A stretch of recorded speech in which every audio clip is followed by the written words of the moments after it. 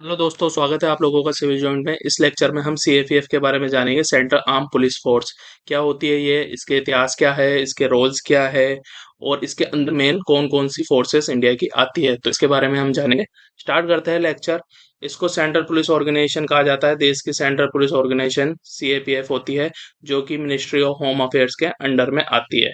ठीक है, तो आप ये याद रखिएगा कि सीएपीएफ है जो मिनिस्ट्री ऑफ होम अफेयर्स के अंडर में आती है। तो डायरेक्ट स्टेटमेंट भाई कौन सी मिनिस्ट्री के अंदर आती है, ये it's comes under ministry of home affairs. तो ये डायरेक्ट क्वेश्चन है। अगर आपके साथ डायरेक्ट पूछ लिया जाए भाई इसके अंदर भी और भी जैसे फोर्सेस आती है, मैं भी आगे आपको बताऊंगा। टोटल 7 फोर्सेस जो आती है इसके अंदर आती है, तो उनमें से जैसे एक बीएसएफ है। अब अपन कहे भाई बीएसएफ किसके अंडर में आती है, तो बीएसएफ भी देखा जाए तो मिनिस्ट्री ऑफ होम अफेयर्स के अंडर में आएगी इनडायरेक्टली। तो ये चीज आप याद रखिएगा। अच्छा, टेक्निकली ये क्या है, पैरामिलिट्री फोर्सेस है। ठीक है, और जिनको पहले हम सेंट्रल पैरामिलिट्री फोर्सेस सीपीएमए के नाम से जाना जाता था इनको। बाद में 2011 में इनका नेम चेंज करके सीएपीएफ कर दिया, सेंट्रल आर्म पुलिस फोर्स कर दिया। अच्छा, रिस्पॉन्सिबल ये जो होती है मेनली इंटरनल सिक्योरिटी और बॉर्डर जो होता है उनको गार्ड करने के लिए होती है। दो मेन वर्क है इनका, तो इसको आप याद रखिएगा। क्लासिफिकेशन देख लेते हैं। अगर सीएपीएफ को हम क्लासिफाइड करें तो इनको हम 3 पार्ट्स में डिवाइड करेंगे। फर्स्ट होती है बॉर्डर गार्डिंग फोर्सेस। ठीक है, इसके अंदर जो फोर्सेस आती है वो अभी अपन देखेंगे। फिर सेकंड होती है forces of internal security and third one is special task force. ये 3 पार्ट्स में हम इसको डिवाइड कर सकते हैं। अब देखेंगे बॉर्डर गार्डिंग फोर्स। इसके अंदर आती है असम राइफल, ठीक है, BSF border security force, ITBP Indian Indo Tibetan border police and सशस्त्र सीमा बल एसएसबी। ये चारों आती है बॉर्डर गार्डिंग फोर्स। ठीक है, नेक्स्ट है फोर्सेज जो इंटरनल सिक्योरिटी देखती है। इसके अंदर दो है, CISF central industrial security force and central reserve police force CRPF. Third है स्पेशल टास्क फोर्स, जो कि स्पेशल जो टास्क होते हैं उसको कंप्लीट करती है, तो उसमें आती है नेशनल सिक्योरिटी गार्ड एनएसजी। तो ये टोटल 7 फोर्सेस है जो कि सीएपीएफ के अंडर में आती है। ठीक है, याद रखिएगा टोटल 7 फोर्स है। कितनों को कंफ्यूजन होता है, 5 ही समझते हैं, पर 5 नहीं है, टोटल 7 है। ठीक है गाइस, आगे चलते हैं। अच्छा, इसको हिस्ट्री देख लेते हैं इसकी थोड़ी। इसको जो है सेंट्रल पैरामिलिट्री फोर्स कहा जाता था पहले, पर 2011 में इसका नाम चेंज कर दिया, किसमें, सेंट्रल आर्म पुलिस फोर्स में। ठीक है, सीएपीएफ इसका नाम बदल दिया गया। अच्छा, एक इंपॉर्टेंट पॉइंट मैं आपको यहाँ बताऊंगा, भाई नोट कर लीजिएगा आप, कि भाई ये जो नाम चेंज करने का रीजन था ना, सिर्फ पॉलिटिकल था। इसका कोई मतलब कोई मकसद नहीं था कि देखा जाए तो भाई क्यों चल रहा है, बस एक पॉलिटिकल रीजन था। और रीजन ये था कि भाई इसका इंटरनेशनल जो इम्प्रेशन था वो हमें सही करना था। क्योंकि कुछ कंट्रीज ऐसी हैं जिसमें पैरा मिलिट्री है ना, जो उसको मिलिटेंट ग्रुप से के तौर पे देखा जाता है। मतलब उनको मिलिटेंट ग्रुप समझ आता है जो पहला मिलिट्री फोर्सेस होते हैं। जैसे कि अपने इंडिया में नक्सलाइट्स प्रॉब्लम है, तो उनको हम मिलिटेंट ग्रुप बोलते हैं। कई कंट्री में उनको पैरा मिलिट्री फोर्सेस बोलते हैं। तो इस नाम का जो है ना इंप्रेशन गलत पड़ रहा था कि भाई ये जो पैरा मिलिट्री फोर्सेस है या फिर मिलिटेंट ग्रुप है, तो हमें इससे चेंज करा। इसका नाम इसलिए चेंज किया गया और सेंट्रल आर्म पुलिस फोर्स इसका नाम रखा गया। ठीक है, बस यही रीजन था, और कोई रीजन नहीं था इसका नाम चेंज करने का। अब देख लेते हैं। इनिशियली जो है इसमें टोटल 5 फोर्सेस थी, बीएसएफ, सीआरपीएफ, सीआईएसएफ, आईटीबीपी और एसएसबी। ठीक है, ये 5 फोर्सेस थी इनिशियली।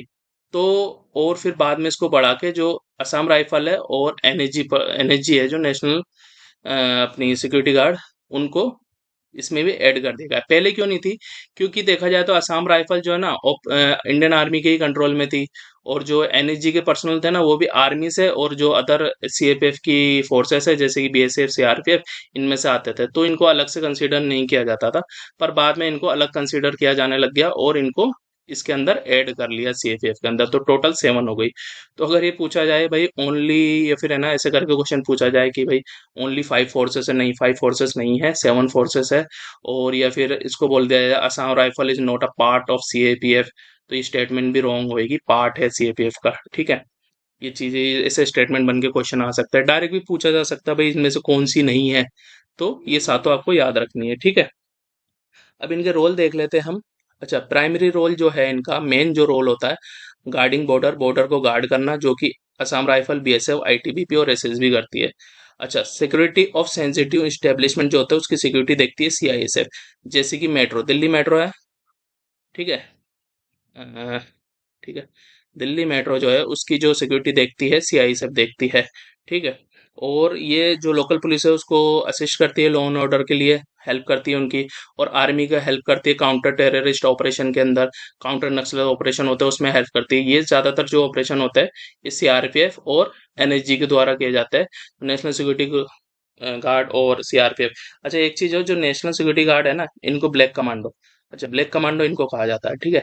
नेशनल सिक्योरिटी गार्ड को ब्लैक कमांडो, ठीक है। तो ये जो काउंटर नक्सल ऑपरेशन हो गया, काउंटर टेररिस्ट ऑपरेशन होता है, ये देखती है सीआरपीएफ और एनएसजी, ठीक है, सेंट्रल रिजर्व पुलिस फोर्स और नेशनल सिक्योरिटी गार्ड। अच्छा, अब इसके अदर रोल देख लेते हैं। अदर रोल के अंदर अगर देखें तो सीएफएफ जो है असिस्ट करती है लोकल पुलिस को लॉ एंड ऑर्डर मेंटेन करने में, आर्मी को हेल्प करती है काउंटर टेररिस्ट ऑपरेशन के अंदर।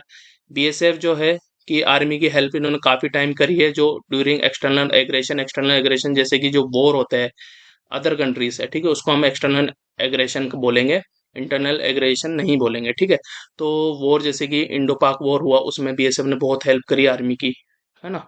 अच्छा, सीएफएफ जो है आर्मी और पुलिस के साथ काम करती है डिफरेंट रोल्स में और डिफरेंट ऑपरेशंस में, तो इनका हेल्प पैरेलल करती रहती है, पैरेलल चलता रहता है। तो अगर ऐसा आपसे क्वेश्चन पूछा जाए कि भाई ओनली जैसे बीएसएफ का रोल है, ऐसे पूछ लिया जाए कि BSF only operate in border security region, या फिर है ना only guard border security area, तो ये स्टेटमेंट गलत होएगी, ठीक है। तो ये अदर हेल्प भी करती है और इनका कोई स्पेसिफाइड रोल नहीं है कि सिर्फ यही करेगी, ठीक है, इनकी लिमिट नहीं है। इनको हम पैरेलल और इंटरचेंज करके काफी चीजों में फोर्सेस का उपयोग करते हैं और ये हेल्प करती है हर उसमें ऑपरेशन में, ठीक है। जैसे कि ये देखिए आप, जो सीएपीएफ की फोर्सेस होती है ना, रो में स्पेशल प्रोटेक्शन ग्रुप, ऐसे NIA, intelligence bureau, IB, CBI, NDRF, NCB, इसमें इंटरचेंज होते रहते हैं। इनके पर्सनल लोकल पुलिस में होती है, जैसे कि ये झारखंड जगुआर है, ठीक है, इनकी जो बटालियन है उसमें। तो डेपुटेशन पे है ना, ये सारे के सारे जो फोर्सेस होते हैं, इनमें जो सोल्जर होते हैं, ऑफिसर होते हैं, ये डेपुटेशन पे इन ऑर्गेनाइजेशन के अंदर जाते रहते हैं, ऑपरेशन जो है ऑपरेट करते हैं, लीड करते हैं, उनमें हेल्प करते हैं, और ऐसे ही ये इंटरचेंज होते रहते हैं। तो एक पर्टिकुलर या फिर एक है ना, मतलब कहना चाहे तो हम जैसे कि एक फिक्स्ड रोल नहीं है इनका। तो आपको ये चीज याद रखनी, कितना जैसे मिसकंसेप्शन होता है ना कि भाई यही काम करेगी, नहीं, ऐसा कुछ नहीं है। एनडीआरएफ जैसे कि नेशनल डिजास्टर रिस्पांस फोर्स के अंदर कितनी बार है ना हमारी फोर्सेस ने हेल्प करी है, ठीक है। जब नेशनल डिजास्टर होता है तो हमारी जो सीआईपीएफ फोर्सेस है उसमें बहुत अहम रोल निभाती है, ठीक है, इंपॉर्टेंट रोल प्ले करती है, ठीक है। तो ये चीजें आपको याद रखनी है। अच्छा, इस अब नेक्स्ट लेक्चर में हम जो ये फोर्सेस है, 7 फोर्सेस है, जो बीएसएफ है, सीआईएसएफ है, इनको वन बाय वन डिटेल में समझेंगे। तो इस लेक्चर में इतना ही guys, thank you for watching, thank you. आप इसकी पीडीएफ हमारी वेबसाइट से डाउनलोड कर सकते हैं, वहाँ विजिट कीजिए आप, और पीडीएफ आपको वहाँ से मिल जाएगी। Thank you.